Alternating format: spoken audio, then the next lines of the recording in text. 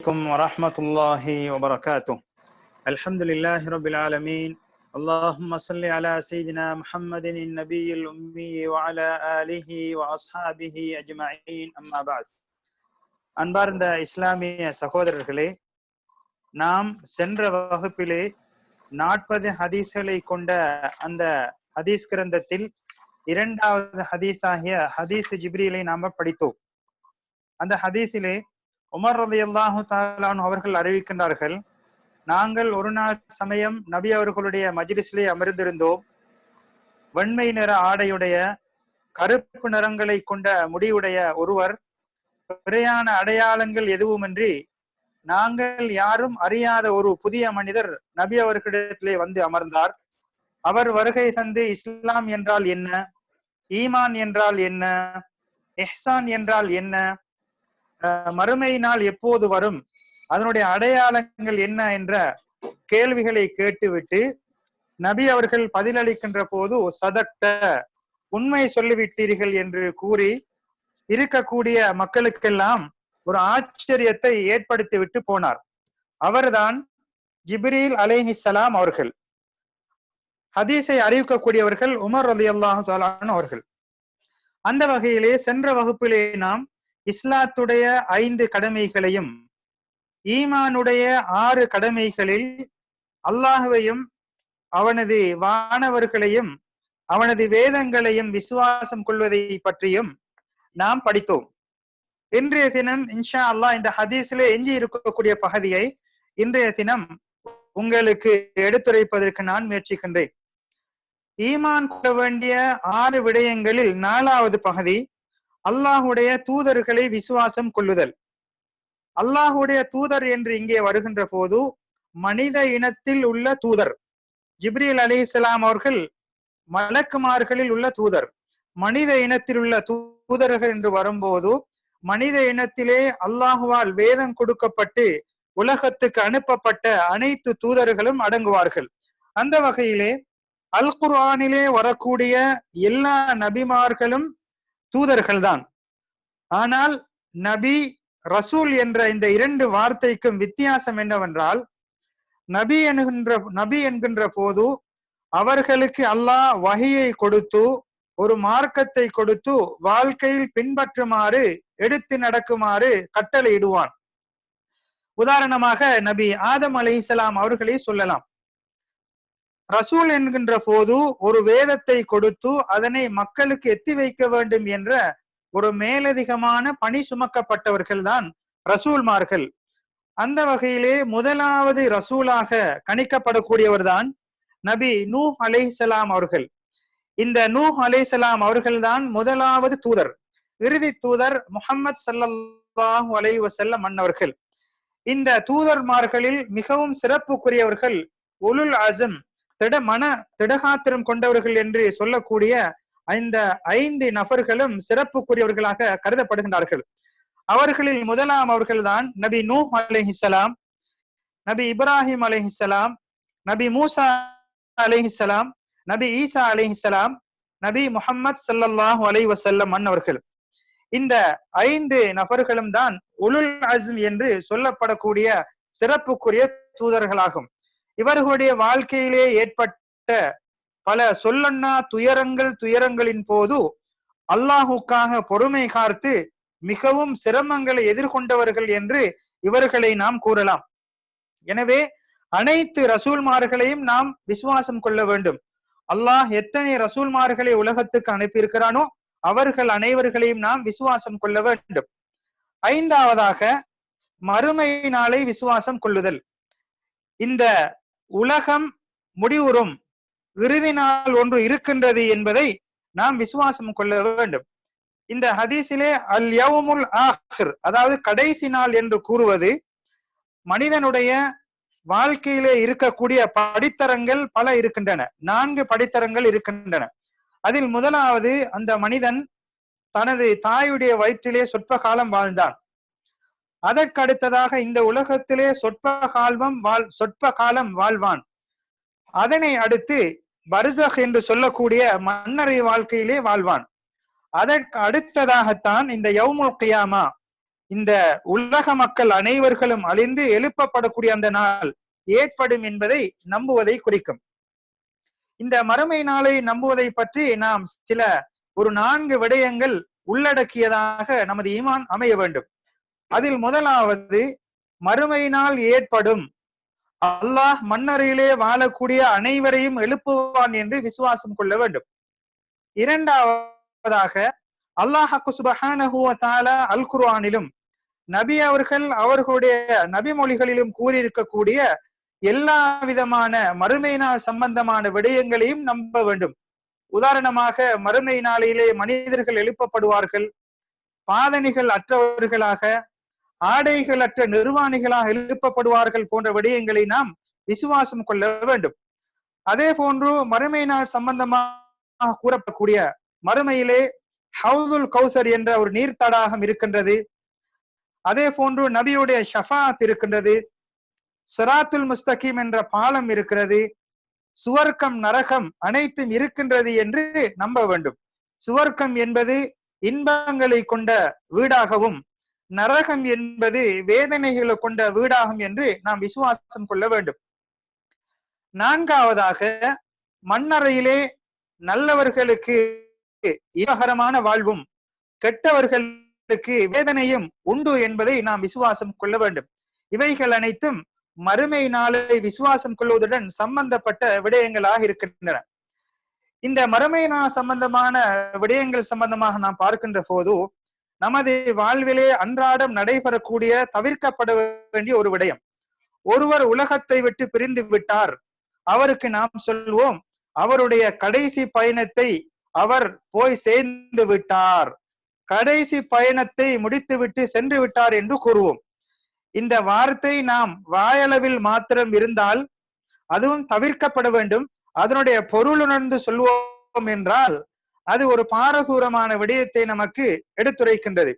ஏனென்று சொன்னால், ஒரு மனிதன் மரணித்ததற்கு பின்னால் அவனுடைய இறுதி இலக்குக்கு போய் சென்று விட்டான் என்று சொல்வோமானால், இடையிலே அல்லாஹ் சுப்ஹானஹு வ தஆலா அனைவரையும் எழுப்பி கேள்வி கணக்கு கேட்பான் என்பதை மறுக்கக்கூடிய ஒரு நிலை வரும். பொருளுணர்ந்து சொல்வோமானால் அது பாரதூரமான விடயம். இருந்தாலும் இவைகளை நாம் கட்டாயமாக தவிர்த்து கொள்ள வேண்டும். இந்த மனிதனுடைய 4 படித்தரங்கள், அதாவது தாயுடைய வயிற்றிலே சொற்ப காலமும், இந்த உலகத்திலே சொற்ப காலமும், மண்ணறையிலே சில வருடங்களும், அதற்கு பின்னால் தான் அந்த மறுமை நாளை அவன் சந்திப்பதற்கு அவன் காத்து கொண்டிருக்கின்றான் என்பது நமது ஈமானுடைய விசுவாசம் கொள்ள வேண்டிய விடயங்களில் ஒன்றாக இருக்கின்றது. அன்பார்ந்த இஸ்லாமிய சகோதரர்களே, 6வது விடயம், அதாவது ஈமான் கொள்ள வேண்டிய 6வது விடயம்தான் கலா கதிர், நன்மை தீமைகள் அனைத்தும் அல்லாஹ்வின் புறத்திலிருந்தே நடைபெறுகின்றன என்ற விசுவாசம். இதனை பொறுத்தவரையிலே 4 விடயங்களை நாம் உள்ளடக்கியதாக நமது விசுவாசம் அமைய வேண்டும். முதலாவது, அல்லாஹ் சுப்ஹானஹு வ தஆலா அனைத்து விடயங்களையும் அறிந்தவனாக இருக்கிறான், அவனது அறிவுக்குட்பட்ட முறையில் தான் அனைத்தும் நடைபெறுகின்றன என்பதை விசுவாசம் கொள்ள வேண்டும். இரண்டாவதாக, நடைபெறக்கூடிய எல்லா விடயங்களும் லவ்ஹுல் மஹ்ஃபூஸ் என்ற அந்த புத்தகத்திலே எழுதப்பட்டுள்ளது என்பதை நாம் அனைவரும் விசுவாசம் கொள்ள வேண்டும்.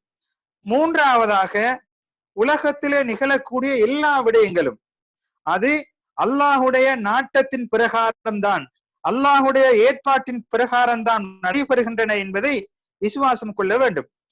நான்காவது, அல்லாஹ் சுப்ஹானஹு வ தஆலா தான் அனைத்தையும் சிருஷ்டித்தவன், அனைத்தையும் படைத்தவன் அல்லாஹ் தான் என்பதை நாம் நம்ப வேண்டும்.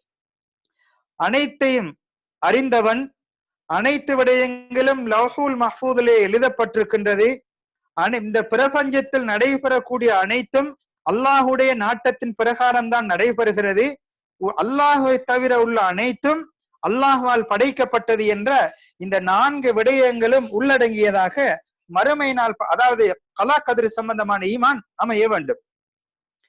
அன்பார்ந்த இஸ்லாமிய சகோதரர்களே, இத்துடன் ஈமான் கொள்ள வேண்டிய 6 விடயங்களும் நிறைவு பெறுகிறது.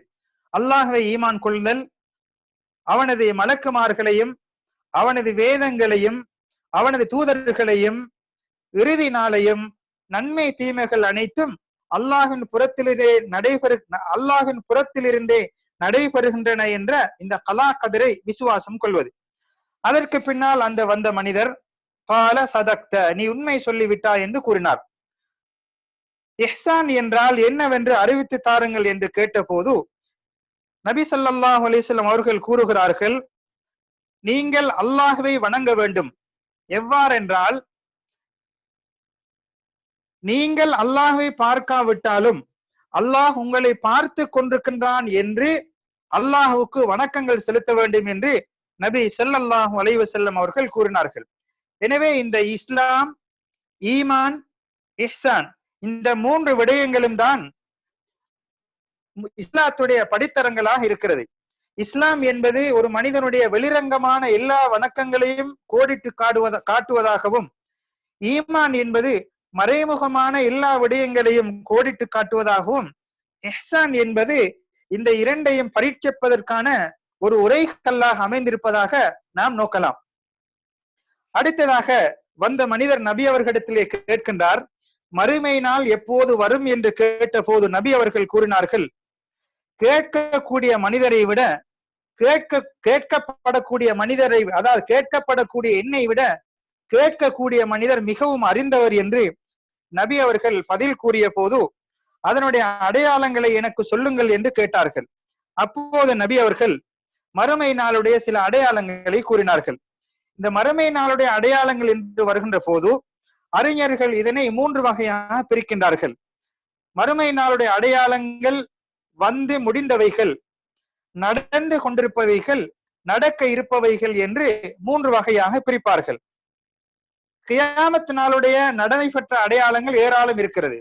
நபி அவர்களுடைய வருகை கூட மறுமை நாளின் ஒரு அடையாளம். நடைபெற்று கொண்டிருக்கக்கூடிய அடையாளங்கள் ஏராளத்தை நாம் கூறலாம். நடைபெற இருக்கின்ற அடையாளங்கள் உதாரணமாக மேற்கிலே சூரியன் உதிப்பது போன்ற அடையாளங்களை குறிப்பிடலாம்.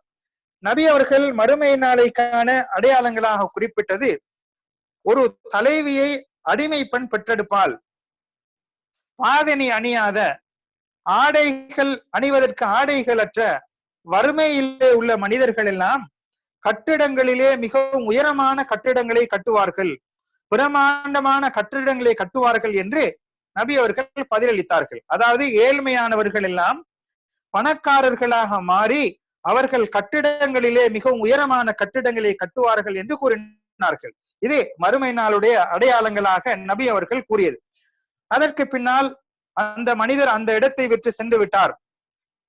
அதற்கு பின்னால் நீண்ட நேரங்களுக்கு பின்னால் நபி ஸல்லல்லாஹு அலைஹி வஸல்லம் அவர்கள் உமர் ரலியல்லாஹு அன்ஹு இடத்தில் கேட்கின்றார்கள், யா உமர் அததிரி மனிஸாயில், கேட்டவர் யார் என்று தெரியுமா என்று கேட்ட போது அல்லாஹும் அவனது தூதருமே அறிவார்கள் என்று பதிலளித்தார்கள்.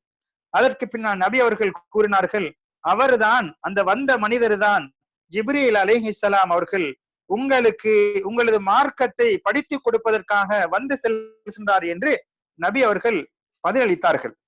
எனவே அன்பார்ந்த இஸ்லாமிய சகோதரர்களே, இந்த நீண்ட ஹதீஸிலே இஸ்லாம் என்றால் என்ன, ஈமான் என்றால் என்ன, இஹ்சான் என்றால் என்ன, மறுநாளுடைய அடையாளங்கள் என்ன என்பதை பற்றி ஜிப்ரீல் அலைஹிஸ்ஸலாம் கேள்வி கேட்க நபி அவர்கள் பதிலளித்த விடயங்களை நாம் இதுவரைக்கும் அறிந்து கொண்டோம்.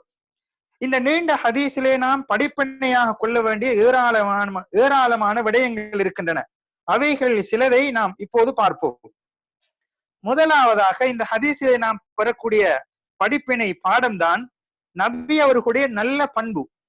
இதன் காரணமாகத்தான் ஜிப்ரீல் அலைஹிஸ்ஸலாம் அவர்கள் வருகை தருகின்ற போது அவர்களை சூழ உள்ள சஹாபா தோழர்களை அவர்கள் அவ்வாறே அமர வைத்தார்கள். விரும்பி இருந்தால் அவர்களை அந்த இடத்தை விட்டு ஒதுக்கி இருக்கலாம். ஆனால் நபி அவர்களுடைய நல்ல பண்புகளில் ஒன்றுதான் அனைவர்களையும் சமமாக மதிக்கக்கூடியவர்கள் சஹாபாக்கள் இருக்கின்ற வேளையிலேதான் இந்த ஜிப்ரீல் அலைஹிஸ்ஸலாம் அவர்களுக்கும் நபி அவர்களுக்கும் இந்த சம்பாஷணை நடைபெற்றதை ஹதீஸ்களில் நாம் காணலாம். எனவே இந்த ஹதீஸிலிருந்து நாம் பெறக்கூடிய இன்னும் ஒரு படிப்பினை தான் பணிவு என்பது. அல்லாஹுக்காக நாம் பணிவாக நடப்பது என்பது ஒரு நல்ல பண்பு. பணிவாக நடக்கும் காலமெல்லாம் அல்லாஹ் அந்த மனிதனை உயர்த்துவான், மகிமைப்படுத்துவான், கௌரவப்படுத்துவான் என்பதை நாம் ஏனைய ஹதீஸ்களினூடாக நாம் தெரிந்து கொள்ளலாம். இரண்டாவதாக ஆசிரியர்கள் மாணவர்களுடன் இருக்கலாம் என்பதையும் இந்த ஹதீஸிலிருந்து நாம் படித்துக் கொள்ளலாம். மூன்றாவதாக வானவர்கள் என்பவர்கள் மனித தோற்றத்திலும் வருவார்கள் என்பதை இந்த ஜிப்ரீல் அலைஹிஸ்ஸலாம் அவர்களுடைய வருகை நமக்கு அறிமுகம் செய்கின்றது. எனவே மனித தோற்றத்தில் தான் ஜிப்ரீல் அலைஹிஸ்ஸலாம் அவர்கள் வந்தார்கள். மனித தோற்றத்தில் வந்ததன் காரணமாகத்தான் அவர்கள் நடந்து சென்றார்கள் என்ற வார்த்தை இந்த ஹதீஸிலே வருகிறது. எனவே அல்லாஹ்வுடைய நாட்டத்தின் பிரகாரம் வானவர்கள் விரும்பியவாறு அவர்களுடைய விருப்பத்துக்கு ஏற்ப நடக்க முடியாது. அல்லாஹ்வுடைய நாட்டத்தின் பிரகாரம் தான் அவர்கள் அவர்களுடைய உருவங்களை மாற்றுவதற்கான வல்லமையையும் அல்லாஹ் அவர்களுக்கு கொடுத்திருக்கிறான். ஜிப்ரீல் அலைஹிஸ்ஸலாம் மனித உருவிலே வந்தது நமக்கு ஒரு ஆதாரம். அடுத்ததாக ஆசிரியர்களுடன் மாணவர்கள் எவ்வாறு நடைபெற வேண்டும் என்ற ஒழுக்கம் சம்பந்தமான விடயம். மாணவர்கள் ஒழுக்கமாக நடைபெற வேண்டும். அடுத்ததாக இஸ்லாத்துடைய சிறப்பியல்புகளையும் இந்த ஹதீஸ் நமக்கு வலியுறுத்துகிறது. இதன் காரணமாகத்தான் முதலாவது இஸ்லாம் என்றால் என்ன என்று ஜிப்ரீல் அலைஹிஸ்ஸலாம் அவர்கள் கேட்டார்கள். அதே போன்று இந்த இஸ்லாத்துடைய 5 கடமைகளையும் தெளிவாக எடுத்துரைக்கக்கூடிய ஹதீஸ், இதனை அடுத்து வரக்கூடிய ஹதீஸிலே நபி அவர்கள் கூறுவதை நாம் விளக்கமாக பார்க்கலாம். அடுத்ததாக எல்லா விடயங்களை விட, அதாவது தொழுகையுடைய சிறப்பை பற்றி இந்த ஹதீஸிலே கூறப்பட்டிருப்பது, அதற்கு முன்னதாக விசுவாசம் என்பது முக்கியமானது. ஷஹாதா, அல்லாஹ்வையும் அவனது தூதரையும் விசுவாசம் கொள்வது என்ற அந்த சாட்சி கூறுதல் என்பது முக்கியம் என்பதை நாம் இந்த ஹதீஸிலே நாம் விளங்கிக் கொள்வோம். எனவே விசுவாசம் இருந்தால்தான் அதற்கு அடுத்த நிலையிலே தொழுகை வருகின்றது, தொழுகை 2ஆம் இடத்தை வகிக்கின்றது என்பதை நாம் புரிந்து கொண்டோம். அதே போன்று ஜகாத் கொடுப்பது, நோன்பு நோட்பது, ஹஜ்ஜி செய்வது, இவைகள் எல்லாம் இஸ்லாத்துடைய அடிப்படை தூண்களில் ஒன்றாக இருக்கிறது. அடுத்ததாக ஜிப்ரீல் அலைஹிஸ்ஸலாம் அவர்கள் படிப்படியாக கேள்விகளை சிறியதிலிருந்து பெரியது வரைக்கும் கேட்டார்கள். இது ஒரு கற்பித்தல் முறையிலே ஒரு ஒழுங்குமுறையாக இருக்கிறது. ஏனென்று சொன்னால் இஸ்லாத்துடைய ஈமானுடைய படித்தரம், ஆரம்ப படித்தரம் தான் இந்த விசுவாசம் கொள்வது. வெளிரங்கமாக ஒருவன் லா இலாஹ இல்லல்லாஹ் என்று சொன்னாலும் அவன் முஸ்லிமாக கருதப்படுவான். அதற்கு பின்னால் ஈமான், அதற்கு பின்னால் உள்ள விடயங்கள் படிப்படியாக வரும். இப்போது ஜிப்ரீல் அலைஹிஸ்ஸலாம் அவர்கள் இஸ்லாம் என்றால் என்ன, ஈமான் என்றால் என்ன என்று இரண்டையும் பிரித்து கேட்டிருக்கின்றார்கள். இந்த இஸ்லாம், ஈமான், முஸ்லிம், மூமின் என்ற வார்த்தைகளை நாம் பார்ப்போம் என்றால் இதற்கு முன்னோர்களான அறிஞர்கள் கூடக்கூடிய விளக்கம், ஈமான் என்றால் தனிப்பட்ட முறையில் ஈமான் என்று சொன்னால் இஸ்லாமும் நுழைந்துவிடும். இஸ்லாம் என்று தனிப்பட்ட முறையில் சொன்னால் ஈமானும் நுழைந்துவிடும். முஸ்லிம் என்றால் அவன் முஃமின் தான், மூமின் என்றால் முஸ்லிம் தான். ஆனால் இரண்டும் சேர்ந்து வருகின்ற போது, ஈமான் இஸ்லாம் அல்லது முஸ்லிம் மூமின் என்று இரண்டும் சேர்ந்து வருகின்ற போது, இவைகளை தப்சீருடைய அதாவது விளக்கம் கூறக்கூடிய அறிஞர்கள் கூறுகின்றார்கள், இரண்டும் ஒரே நேரத்தில் வந்தால் இஸ்லாம் என்றால் வெளிரங்கமான வணக்கங்களை குறிக்கும். அதாவது வெளிரங்கமாக நாம் செய்யக்கூடிய வாய்களால் பேசக்கூடிய வார்த்தைகள், உடல் உறுப்புகளால் செய்யக்கூடிய வணக்கங்களை குறிக்கும். ஈமான் என்றால் மறைமுகமான உள்ளம் சார்ந்த வணக்கங்களை குறிக்கும் என்று உலமாக்கள் நமக்கு விளக்கம் கூறுகின்றார்கள். அன்பார்ந்த இஸ்லாமிய சகோதரர்களே, எனவே இவ்வாறாக இரண்டும் சேர்ந்து வரும்போது பொருள் வித்தியாசப்படும், தனிய வரும்போது இரண்டுடைய பொருளும் அமையும் என்பதை இந்த விளக்கத்திலிருந்து நாம் தெரிந்து கொள்ளலாம். இரண்டாவதாக ஈமானுடைய கடமைகள் 6 என்பதை இந்த ஹதீஸ் நமக்கு தெளிவாக எடுத்துரைக்கிறது. இந்த ஈமானுடைய 6 விடயங்களை நாம் எடுத்துக்கொண்டால், ஒரு மனிதன் மறைமுகமான விடயங்களை அவன் விசுவாசம் கொள்கின்ற போது அவனுடைய ஈமான் வலுப்பெறும், சக்தி பெறும் என்பதை, அல்லாஹுக்கு மிகவும் அச்சப்படுவான் என்பதை அந்த மறைமுகமான ஈமான் சம்பந்தமான விடயங்கள் நமக்கு அறிவுறுத்துகின்றன. இந்த ஈமான் கொள்ள வேண்டிய 6ல் ஒன்றை ஒரு மனிதன் மறுப்பான் என்றால் அவன் முஸ்லிமாக கருதப்பட மாட்டான். அதே போன்று மலக்குமார்கள் இருக்கின்றார்கள் என்பதை நாம் விசுவாசம் கொள்ள வேண்டும். வானவர்கள் இருக்கிறார்கள், அவர்கள் அல்லாஹ்வால் படைக்கப்பட்டவர்கள், அல்லாஹ்வுடைய வேலைகளை செய்யக்கூடியவர்கள் என்று அந்த மலக்குமார்களை நாம் விசுவாசம் கொள்ள வேண்டும். அதே போன்று ரசூல்மார்கள் என்று வருகின்ற போது அனைத்து ரசூல்மார்களையும் விசுவாசம் கொள்ள வேண்டும். அதாவது நபிமார்கள் என்று வருகின்ற போது முதல் மனிதர் ஆதம் அலைஹிஸ்ஸலாம் முதல் இறுதி நபி முஹம்மது ஸல்லல்லாஹு அலைஹி வஸல்லம் அவர்கள் வரை அனைவரையும் விசுவாசம் கொள்வது போன்று முதலாவது தூதர் நூஹ் அலைஹிஸ்ஸலாம் முதல் இறுதி தூதர் முஹம்மது ஸல்லல்லாஹு அலைஹி வஸல்லம் அவர்கள் வரை அனைவரையும் விசுவாசம் கொள்ள வேண்டும். இவர்களில் ஒருவரை ஏனும் யாராவது மறுத்தால் அவர் முஸ்லிமாக கருதப்பட மாட்டார். அடுத்ததா மறுமை நாள் ஒன்று இருக்கின்றது என்று விசுவாசம் கொள்ள வேண்டும். இந்த மறுமை நாள் சம்பந்தமான விடயங்களிலே அது சம்பந்தமான அறிவு, அது சம்பந்தமான லவ்ஹுல் மஹ்ஃபூதில் எழுதப்பட்டிருக்கக்கூடிய அந்த ஏடு, அவனுடைய நாட்டத்தின் பிரகாரம் தான் அனைத்தும் நடைபெறுகிறது, அவன்தான் அனைத்தையும் சிருஷ்டித்தவன் என்று விசுவாசம் கொள்ள வேண்டும். அடுத்ததாக நாம் பெறக்கூடிய படிப்பினை, மறுமை சம்பந்தமான அந்த கலா கதிர் விடயத்திலே அல்லாஹ்வுடைய ஏற்பாட்டிலே உள்ள அனைத்தும் அது சிறந்ததாகத்தான் இருக்கிறது. அல்லாஹ்வுடைய ஏற்பாட்டில் எந்த விதமான கெடுதிகளும் கிடையாது. ஆனால் மனிதர்கள் தான் கெடுதிகளை ஏற்படுத்திக் கொள்வார்கள் என்பதுதான் நமது இறை விசுவாசமாக இருக்க வேண்டும். அடுத்ததாக மறுமை நாள் எப்போது வரும் என்பது யாருக்கும் தெரியாத மறைமுகமான விடயம். அந்த ஜிப்ரீல் அலைஹிஸ்ஸலாம் அவர்களுக்கு கூட தெரியாத ஒரு விடயம் என்பதை இந்த ஹதீஸின் மூலமாக நாம் தெரிந்து கொண்டோம். அதே போன்று மறுமை நாளுடைய அடையாளங்களை பற்றி நபி அவர்கள் கூறியிருக்கிறார்கள் என்றால் காரணம், இதன் ஊடாக மனிதர்கள் படிப்பினை பெறலாம். இந்த அடையாளங்கள் வாழ்க்கையிலே நிகழ்கின்ற போது அவன் மறுமை நாள் நெருங்கி விட்டது என்று தங்களை தௌபா செய்து சுய பரிசோதனை செய்து அல்லாஹ்விடத்திலே மீள்வதற்கான ஒரு வாய்ப்பாக இந்த அடையாளங்கள் அமைந்திருப்பதை நாம் காணலாம். அதே போன்று நபி ஸல்லல்லாஹு அலைஹி வஸல்லம் அவர்கள் ஜிப்ரீல் அலைஹிஸ்ஸலாம் அவர்களை பற்றி கூறுகின்ற போது யம்ஷூன நடந்து சென்றார்கள் என்னும் போது மலக்குமார்களும் நடப்பார்கள், மனித உருவத்தில் வந்தால் அல்லாஹுடைய நாட்டத்தின் பிரகாரம் என்று நாம் விசுவாசம் கொள்ள வேண்டும். எனவே இந்த ஹதீஸிலே அல்லாஹ்வின் தூதர் ஸல்லல்லாஹு அலைஹி வஸல்லம் அவர்களுக்கு ஜிப்ரீல் அலைஹிஸ்ஸலாம் அவர்கள் கூறினார்கள், யுஅல்லிமுக்கும் தீனக்கும், உங்களுடைய மார்க்கத்தை படித்து தர வந்து சென்றார்கள் என்று நபி அவர்கள் கூறுகின்றார்கள். எனவே இந்த ஹதீஸிலே கூறப்பட்ட அனைத்து விடயங்களும் மார்க்கமாக இருக்கிறது, அடிப்படை விடயங்களாக இருக்கின்றது என்பதை நாம் தெரிந்து கொள்ள வேண்டும். இது இரண்டாவது ஹதீஸிலே நாம் பெறக்கூடிய படிப்பினை.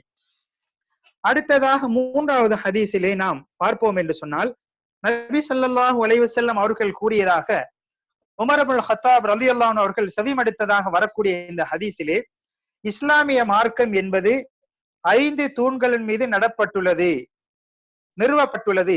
முதலாவது அல்லாஹ்வையும் அவனது தூதரையும் விசுவாசித்தல், இரண்டாவது தொழுகையை நிலைநாட்டுதல், மூன்றாவது ஜகாத் கொடுத்து வரல், ஐந்தாவது ஹஜ்ஜை நிறைவேற்றல், நாலாவது ஹஜ்ஜை நிறைவேற்றல், ஐந்தாவது ரமலான் மாதத்திலே நோன்பு நோற்றல். இந்த இஸ்லாத்துடைய 5 கடமைகளையும் சுருக்கமாக அமைந்ததாக இந்த மூன்றாவது ஹதீஸ் இருக்கிறது. இந்த மூன்றாவது ஹதீஸை பொறுத்தவரையிலே நாம் ஏற்கனவே சென்ற ஹதீஸிலே பார்த்த விடயங்கள் இருந்தாலும் இந்த ஹதீஸிலே நாம் பார்க்கக்கூடிய சுருக்கமான சில விடயங்களை உங்களுக்கு நான் நினைவூட்டிக் கொள்கின்றேன். முதலாவதாக இந்த ஹதீஸிலே அபு அப்துர் ரஹ்மான் என்று வரக்கூடிய அந்த வார்த்தை, அதாவது அபு என்று ஆரம்பிக்கக்கூடிய இந்த இதை அரபியில குன்யா என்று சொல்வார்கள், புனை பெயர் அல் குன்யா, அதாவது அபு அப்துல்லா, அபு அப்துர் ரஹ்மான் என்று வரக்கூடிய பெயர். அடுத்ததாக இந்த பெயர் என்று வருகின்ற போது நேரடியாக உதாரணமாக அப்துல்லா, உமர், உமர், உஸ்மான் என்பதை போன்றும். இந்த ஹதீஸிலே 2 விடயங்கள், அதாவது சில ஹதீஸ்களிலே ரலியல்லாஹு அன்ஹுமா, அவ்விருவரையும் அல்லாஹ் புரிந்து கொள்வானாக என்று சொல்வார்கள். இன்னும் சில ஹதீஸிலே ரலியல்லாஹு அன்ஹு, அவரை அல்லாஹ் பொருந்து கொள்வானாக என்று சொல்லுவார்கள். இதிலே நாம் பெறக்கூடிய படிப்பினை என்றால், இந்த ஹதீஸை அறிவிக்கக்கூடிய சஹாபி முஸ்லிமாக இருந்து அவருடைய தந்தை முஸ்லிமாக இருந்தால் ரலியல்லாஹு அன்ஹுமா, அவ்விருவரையும் அல்லாஹ் பொருந்தி கொள்வானாக என்று சொல்வோம். அவ்வாறு அறிவிக்கக்கூடிய சஹாபி முஸ்லிமாக இருந்து அவரது தந்தை முஸ்லிம் இல்லாதவராக இருந்திருப்பாரானால் ரலியல்லாஹு அன்ஹு என்று கூறுவோம். எனவே சில ஹதீஸிலே நாம் ரலியல்லாஹு அன்ஹுமா என்று சொல்லக்கூடிய வார்த்தைகள் வரும். அந்த வகையிலே இந்த ஹதீஸிலும் அவ்வாறு வந்திருப்பதை நாம் காணலாம். அடுத்ததாக இந்த ஹதீஸிலே ஹஜ்ஜை 4வதாகவும் ரமலானை 5வதாகவும் கூறியிருக்கிறது. இது இன்னும் ஒரு ஹதீஸிலே 4வதாக நோன்பு, 5வதாக ஹஜ்ஜை கூறியிருப்பதை காணலாம். இது இஸ்லாத்துடைய கடமைகள் 5 என்பதை குறிக்கக்கூடிய விடயம் தானே அல்லாமல் இதில் மிகவும் வேறுபடக்கூடிய வித்தியாசமான எந்த செய்தியும் கிடையாது. ஒரு ஹதீஸிலே 5வதாக ஹஜ்ஜையும் இன்னும் ஒரு ஹதீஸிலே 5வதாக ரமலானையும் குறிப்பிடுகின்றார்கள். எனவே இது 5 என்ற எண்ணிக்கை தான், இதில் எந்த முரண்பாடுகளும் இல்லை. அடுத்ததாக இந்த 5 வணக்கங்களை எடுத்துக்கொண்டால் அல்லாஹ் சுப்ஹானஹு வ தஆலா மனிதர்களை பரிசோதிப்பதற்காக இவ்வாறு பலவாறான வணக்கங்களை அல்லாஹ் தந்திருக்கின்றார். விசுவாசத்தை பொறுத்தவரையிலே அந்த மனிதன் நாவால் மொழிய வேண்டும், அவனது உள்ளத்தால் உறுதி கொள்ள வேண்டும், இரண்டும் சம்பந்தப்படுகின்றது. தொழுகையை பொறுத்தவரையிலே அவனுடைய உடல் நேரடியாக சம்பந்தப்படுகின்றது. ஜகாத்தை பொறுத்தவரையிலே நேரடியாக அவனுடைய பொருளாதாரம் சம்பந்தப்படுகிறது.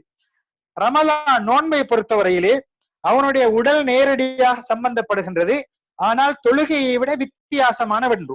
உதாரணமாக, அவன் ஒரு விடயத்தை செய்ய வேண்டும், இன்னும் சில விடயங்களை தவிர்க்க வேண்டும். உண்ணாமல் பருகாமல் இருக்க வேண்டும் என்பது அவன் விட வேண்டிய செயல். தவிர்க்க வேண்டிய செயல் அந்த நோன்பு நோற்ற நிலையிலே பாவகரமான நோன்பை முறிக்கக்கூடிய எல்லா விதமான விடயங்களையும் அவன் தவிர்ந்து கொள்ள வேண்டும் என்று இந்த நோன்பு இருக்கிறது. ஹஜ்ஜை பொறுத்தவரையிலே ஹஜ் என்பது அதற்கு உடலும் தேவைப்படுகின்றது, பொருளாதாரமும் தேவைப்படுகின்றது. எனவே இந்த 5 விடயங்களும் 5 வகையான விடயங்களை கொண்டதாக இருக்கிறது. அல்லாஹ் சுப்ஹானஹு வ தஆலா அடியார்களை பரிசோதிப்பதற்காக வித்தியாசமான பல வகையான வணக்கங்களை எல்லாம் நமக்கு கொடுத்திருக்கின்றான் என்பதை இந்த ஹதீஸிலிருந்து நாம் புரிந்து கொள்ளலாம். சிலர்கள் உடலால் தியாகம் செய்வார்கள், பொருள் என்று வரும்போது அவர்களுக்கு சிரமமாக இருக்கும். இன்னும் சிலர் பொருளாதாரத்தால் தாராளமாக செலவு செய்வார்கள், தான் செய்ய வேண்டும் என்று வருகின்ற போது சிரமமாக இருக்கும். இவ்வாறு பல அடியார்களையும் பல வணக்கங்களை கொண்டு சோதிப்பதற்காக அல்லாஹ் சுப்ஹானஹு வ தஆலா இவ்வாறு பல வணக்கங்களை தந்திருக்கின்றான். எனவே அன்பார்ந்த இஸ்லாமிய சகோதரர்களே, இந்த ஹதீஸிலே நாம் விளங்கக்கூடிய சுருக்கமான விடயம், இஸ்லாத்துடைய கடமைகள் 5. இந்த 5ம் பல வகையான உடல் ரீதியான பொருள் ரீதியான பல விடயங்களை கொண்டதாக அமைந்திருக்கின்றது என்பதை நாம் அறிந்து கொள்வோம். எனவே இந்த ஹதீஸிலே படித்த இந்த 5 விடயங்களிலே நமது வசதிக்கு உட்பட்ட நமக்கு கடமையான விடயங்களை முறையாக நிறைவேற்றி ஹதீஸ்களை படித்து அதனை விளங்கி வாழ்க்கையிலே எடுத்து நடக்கக்கூடிய நன்மக்களாக நம் அனைவர்களையும் அல்லாஹ் ஆக்கி அருள் புரிவானாக. ஆமீன்.